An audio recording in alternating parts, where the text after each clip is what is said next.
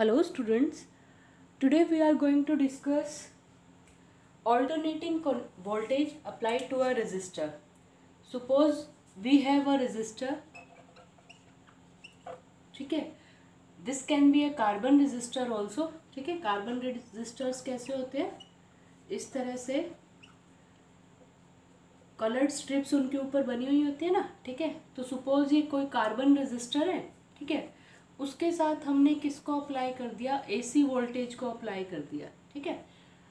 तो voltage AC है, कितनी अप्लाइड है? सपोज साइन वेव की फॉर्म में वोल्टेज अप्लाई कर दिया हमने, V equals to V naught sine omega T, ठीक है. वोल्टेज कितनी अप्लाई कर दी हमने? V equals to V naught sine omega T, ठीक है. तो ये सर्किट यूज कहाँ होता है? देखो, एसी को रेजिस्टर के साथ हम कहाँ यूज करते हैं? तो सपोज हमारे पास कोई एलईडी बल्ब है, ठीक है. एलईडी बल्ब है, वो सपोज 3 to 4 वोल्ट पे ऑपरेट होता है, ठीक है. एलईडी बल्ब कितने वोल्टेज पे ऑपरेट हो रहा है? 3 to 4 वोल्टेज पे ऑपरेट हो रहा है, ठीक है. यानी मैक्सिमम वोल्टेज उसमें से कितनी पास कर सकती है? 4 वोल्ट पास कर सकती है, ठीक है. तो इस एलईडी बल्ब को आप ग्लो करना चाहते हो, but by using the voltage supply at your home which is 220 volt, ठीक है. मतलब एलईडी बल्ब को हम 220 वोल्ट अप्लाई करके 220 वोल्ट वोल्टेज जो हमारे एसी सप्लाई आरएमएस वैल्यू आती है ना एसी की घरों में, तो इतनी वोल्टेज को यूज़ करके इस एलईडी बल्ब को हम ग्लो करना चाहते हैं. बट इस पे मार्क्ड है या इसकी रेंज दे रखी है कि ये कितनी वोल्टेज को सहन कर सकता है. 3 to 4 वोल्ट को सहन कर सकता है, ठीक है. ज़्यादा वोल्टेज को ये सहन नहीं कर पाएगा. तो इस एलईडी बल्ब को हम 220 वोल्ट पे कैसे यूज़ कर सकते हैं? हम क्या करेंगे, ये एलईडी बल्ब है, ठीक है. इसके साथ हम लगा देंगे हाई रेजिस्टेंस, ठीक है. जैसे कार्बन रेजिस्टर लगा लिया हमने 17,000 ओम का या 25,000 ओम का, ठीक है. वो डिपेंड करता है. तो ये एलईडी बल्ब जिसकी ऑपरेटिंग वोल्टेज कितनी है? 3 to 4 वोल्ट, ठीक है. इसको हमने ग्लो करवाना है, बट बाय यूजिंग सपोज हमारे पास वोल्टेज एसी वोल्टेज कितनी प्रेजेंट है? 220 वोल्ट. तो 220 वोल्ट पे तुम इससे ग्लो करवा सकते हो. कैसे करवाएंगे? ये हमारे पास सपोज एसी है, ठीक है, 220 वोल्ट. और वोल्टेज कैसे? ये डायरेक्ट नहीं, ये ऑल्टरनेटिंग वोल्टेज है, ठीक है. तो अगर इस एलईडी बल्ब के सीरीज में हम क्या लगा दें? एक हाई रेजिस्टर लगा दें, तो क्या होगा? ये हाई रेजिस्टर क्या करेगा? जो वोल्टेज है उसको अपने अंदर एनर्जी को कंज्यूम करता रहेगा, ठीक है.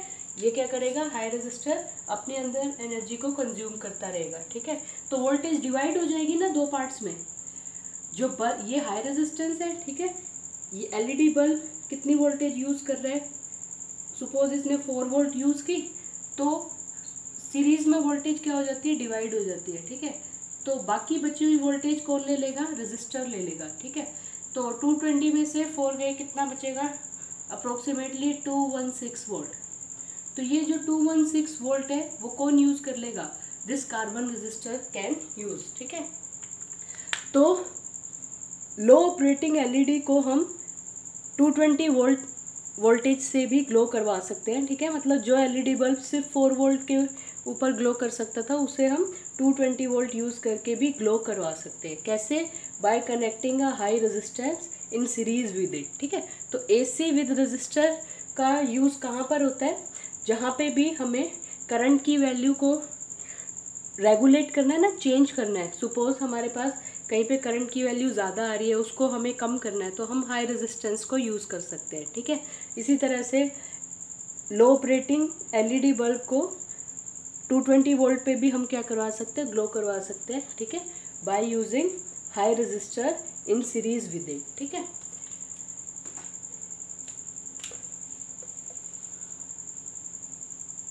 तो अगर ऑल्टरनेटिंग वोल्टेज यहाँ अप्लाइड है, तो इस सर्किट में डेफिनेटली कौन क्या फ्लो करेगा? करंट फ्लो करेगा, ठीक है. इन दो पॉइंट्स के बीच में हमने ये हाई रेजिस्टर लगा रखा है, बट सोर्स कैसा है यहाँ पे, ऑल्टरनेटिंग सोर्स है, ठीक है। तो अप्लाइड वोल्टेज कितनी है, V equals to V naught sine omega t, सही है। अप्लाइड वोल्टेज कितनी है, V equals to V naught sine omega T, ठीक है। तो एट एनी टाइम t, ठीक है, at any time t suppose I current flow हो रहा है इस सर्किट में, ठीक है, किसी टाइम t में, मतलब स्टार्ट होने के 5 सेकेंड्स के बाद, 1 आवर के बाद, 20 सेकेंड के बाद, कितने भी टाइम के बाद उस टाइम को t ले लेते हैं, ठीक है। तो at any time t suppose कितना करंट फ्लो कर रहा है, आई करंट फ्लो कर रहा है, ठीक है। तो ये आई करंट की वैल्यू कितनी होगी, आई करंट की वैल्यू होगी potential difference divided by resistance, है ना, जितना वोल्टेज प्रेजेंट है डिवाइडेड बाय रेजिस्टेंस। बट यहाँ पे वोल्टेज क्या है, कांस्टेंट नहीं है ना, ऑल्टरनेटिंग वोल्टेज अप्लाइड है, तो कितनी वोल्टेज अप्लाइड है, ठीक है, कितनी वोल्टेज अप्लाइड है, V naught sine omega t. इस केस में ये इस इक्वेशन में देखो वी नॉट क्या है, पीक वैल्यू, मैक्सिमम वैल्यू, ठीक है, और वी क्या है यहाँ पे, instantaneous value. Instantaneous value of V means उस पर्टिकुलर मोमेंट पे, उस पर्टिकुलर टाइम पे कितनी वैल्यू प्रेजेंट है वोल्टेज की, वो इंस्टेंटेनियस वैल्यू है, ठीक है। तो इंस्टेंटेनियस वैल्यू पीक वैल्यू पे डिपेंड कर रही है और इस साइन कंपोनेंट पे डिपेंड कर रही है, ठीक है। तो I equals to V by R, V की जगह क्या लिख दिया हमने, V naught sine omega T divided by R, सही है। अब ये देखो इधर V naught divided by R, तो peak value of voltage divided by resistance क्या आ जाएगा हमारे पास, peak value of current, maximum value of voltage divided by maximum value of maximum value of voltage by resistance क्या देगा, maximum value of current, ठीक है। तो वी नॉट बाय आर हमारे पास क्या आ गया, आई इक्वल्स टू, आई यहाँ से आया, वी नॉट बाय आर को लिख देते हैं हम आई नॉट साइन ओमेगा टी, सही है। तो जो मैथमेटिकल एक्सप्रेशन है ना वो ट्रू है हमारे पास, ठीक है। ट्रू मीन्स ये जो मैथमेटिकली जो तुम्हें ऑब्जर्व हुआ है वो यहाँ पर हो रहा है, ठीक है। मैथमेटिकली जो ऑब्जर्व हुआ है वो यहाँ पर इस सर्किट में, यानी तुम अगर रियल सर्किट अप्लाई करते हो ना तो उसमें तुम वोल्टेज फाइंड आउट करना चाहो तो इस फॉर्मूला से फाइंड आउट कर सकते हो, ठीक है। करंट फाइंड आउट करना चाहो तो इस फॉर्मूला से करंट भी फाइंड आउट कर सकते हो, ठीक है। तो देखो अप्लाइड वोल्टेज किस फॉर्म में थी, साइनोसॉइडल फॉर्म में थी। अब इसमें हमने क्या किया, पोटेंशियल करंट का फॉर्मूला लगाया from by the Ohm's law. Ohm's law क्या कहता है, करंट क्या होगा, वोल्टेज बाय रेजिस्टेंस। तो करंट आ गया जो सर्किट में टी टाइम में करंट फ्लो कर रहा था ना, टी टाइम पे कितना करंट फ्लो कर रहा है, आई करंट फ्लो कर रहा है, तो वो किस फॉर्म में आ गया, आई नॉट साइन ओमेगा टी, सही है। तो अब ये देखो वोल्टेज साइन फंक्शन की फॉर्म में प्रेजेंट है, तो करंट भी कैसी फॉर्म में प्रेजेंट है, साइन फंक्शन की फॉर्म में ही प्रेजेंट है, सही है। इसे हम ऐसे भी लिख सकते हैं,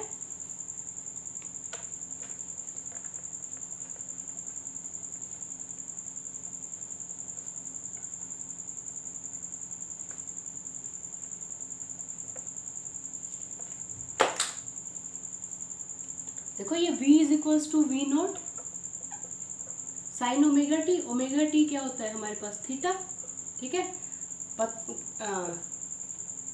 क्लास 11 में किया था आपने, angular velocity is angular displacement divided by T. तो ओमेगा मल्टीप्लाइड बाय टी क्या होता है, थीटा, सही है।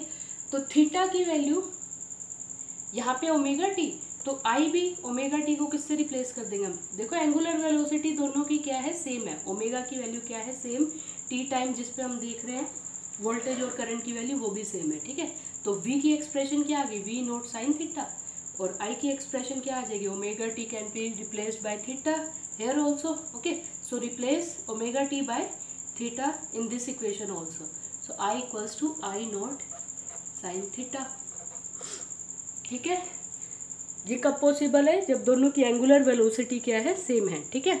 और इनमें एंगुलर वेलोसिटी दोनों की क्या रहेगी, सेम ही रहेगी। ओमेगा यहाँ है तो यहाँ पे भी ओमेगा, जिस मोमेंट पे हम जिस टी टाइम पे वोल्टेज देख रहे हैं उसी टी टाइम पे करंट देख रहे हैं, ठीक है। तो अगर थीटा वोल्टेज की इक्वेशन में 0 हुआ तो थीटा यहाँ भी क्या होगा, 0, ठीक है।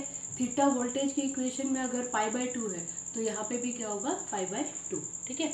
तो इसको हम क्या बोलेंगे कि ये दोनों क्या है, वोल्टेज और करंट क्या है, दोनों सेम फेज में,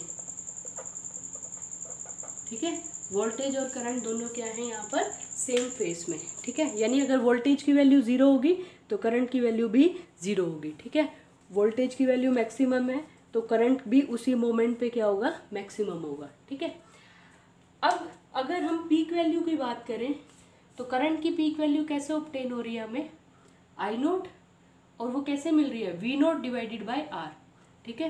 तो पीक वैल्यू किसकी ज़्यादा होगी, वोल्टेज की या करंट की ज़्यादा होगी, तो इस इक्वेशन से देखो I naught is equals to V naught divided by R, सही है।